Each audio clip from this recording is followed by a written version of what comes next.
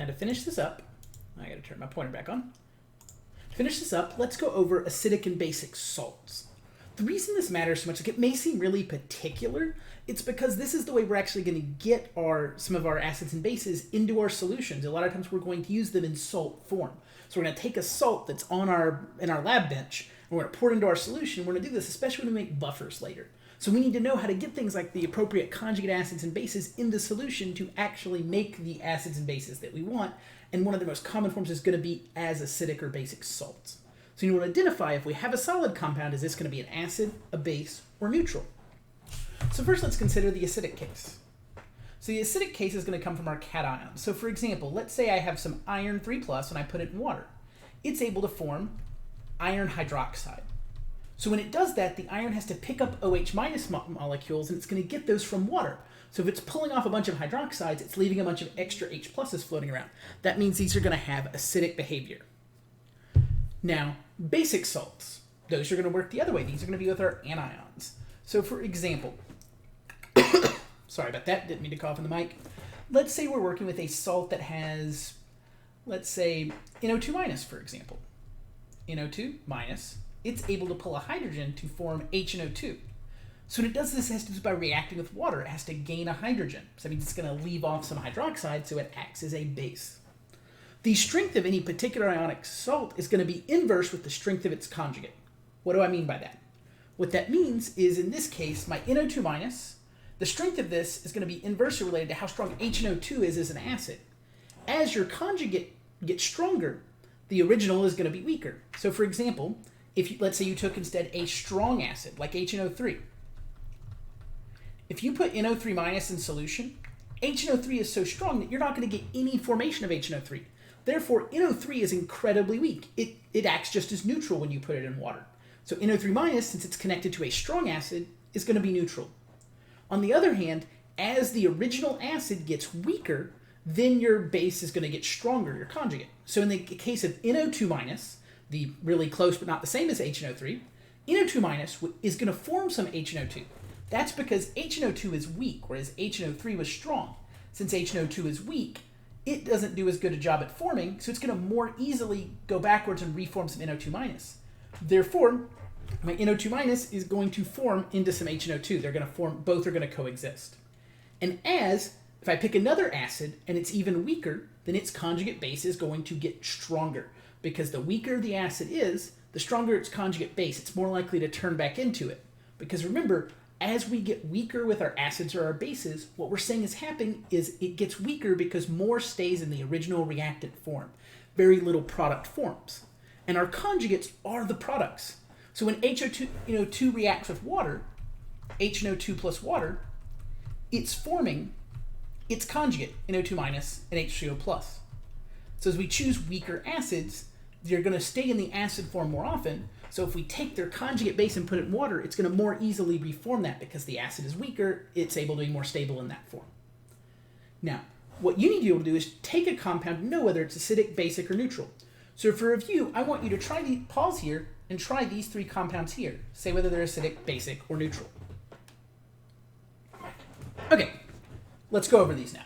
And hopefully you've given these a try. So the way to solve these is to start by figuring out what ions they're going to break into. And this is one of those reasons we studied so much about things like solubility in 1211, is so you get used to identifying which of these things are polyatomics, for example. So KCl will turn into K+ and Cl-. What's important about this is K+ is related to the strong base KOH. Cl- will be the conjugate of HCl. Both of these are strong. What that means is any strong acid or strong base always has a neutral conjugate. The conjugate doesn't do any reacting because it all goes one way. It stays as K+ and it stays as Cl-. So KCl is going to be neutral. Now let's take our second substance, our Na2SO3. So we'll get Na+, we'll get two of them, and we'll get SO3 2-. Na+ is again a neutral salt because it's connected to NaOH, which is a strong base. On the other hand, our SO3 2-, that's connected most closely to our acid HSO3-. That's not a strong acid. Therefore, we're going to get reactions that go both ways, both the backward and forward reaction.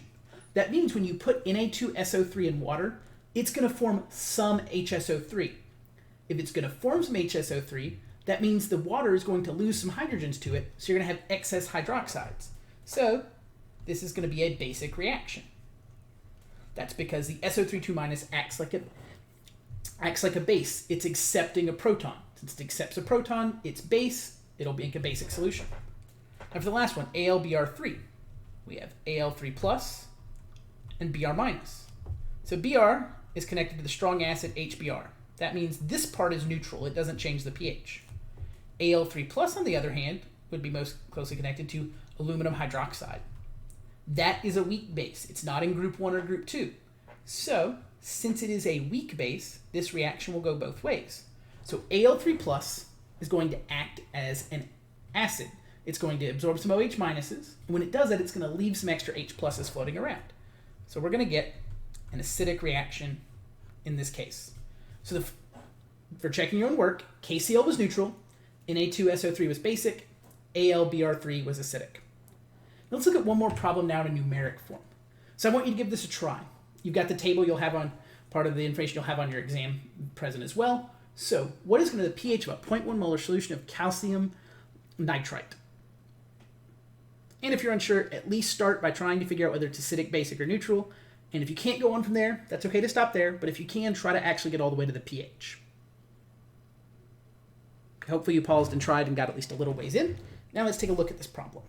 So step 1, figuring out what it breaks apart into. We have calcium 2 plus and NO2 minus. This is connected to calcium hydroxide. That's strong. Therefore, that's one directional. That doesn't affect our pH. The calcium is literally just going to float around. The NO2 minus, on the other hand, is connected to HNO2, nitrous acid. That's a weak acid, so we'll get some back and forth. So the NO2 minus is going to contribute towards our reaction. So we need to see what would the actual value for the H plus concentration be for that. So we're going to take our NO2 minus, we add it to some water. Since we're putting this in water to get our pH, that's going to be equilibrium with the formation of HNO2 plus hydroxide. So from there, we've got to do an ice table. Note, we need the NO2 minus concentration. The problem gave us the calcium nitrite concentration. What's important about this is you'll notice every one calcium nitrite contains 2 of the NO2 minus polyatomic molecules, ions. Therefore, if you have 0.1 molar of this stuff, and it's a 1:2 ratio because there's 2 NO2 minuses for each molecule, you'll have 0.2 molar of the NO2 minus because there's double the amount. So therefore, my starting concentration would be 0.200. We're not going to worry about water. We don't have any HNO2 at the start. We have approximately 0 hydroxide. We're going to lose some of the reactants, and then we've got a 1 coefficient in front of everything, so we get plus x and plus x. We have 0.200 minus x and x for our final answers. And before I can see if x should be small or not, I need to find my relevant K value. You'll notice this is a base reaction, but on the table to the right, I only have the Ka. So we're going to need to find the Kb. So remember, Kw equals Ka times Kb if it is an acid-base conjugate pair, and NO2 minus and HNO2, that's a conjugate pair. So I'm going to solve for Kb by dividing both sides by Ka, Kw over Ka. So that's going to be 1.0 times 10 to the negative 14th. And then from my table, I get that Ka is 4.6 times 10 to the negative 4th. I do that calculation, I get a Kb of 2.17 times 10 to the negative 11th. X is almost assuredly small. Assume small. And when you check afterwards, you will find it is quite small, and this was a very good assumption because that K is so small. So Kb is going to be equal to products over reactants, HNO2 times OH minus, divided by our NO2 minus. We plug our values in. We'll get x squared on tops, x times x equals 0.200, and that's equal to our Kb of 2.17 times 10 to the negative 11th. Multiply both sides by 0.2, we get x squared is equal to 2.17 times, this is repeating the number. So once we multiply by 0.2, we get 4.35 times 10 to the negative 12th. I then have to take the square root of both sides, and I'll get the x is equal to 2.09 times 10 to the negative 6th. I can plug that back in for my OH minus, which is equal to x, and that will give me my POH. Let's section this little piece off.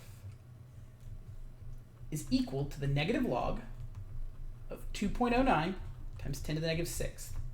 It gives me a pOH value equal to 5.68.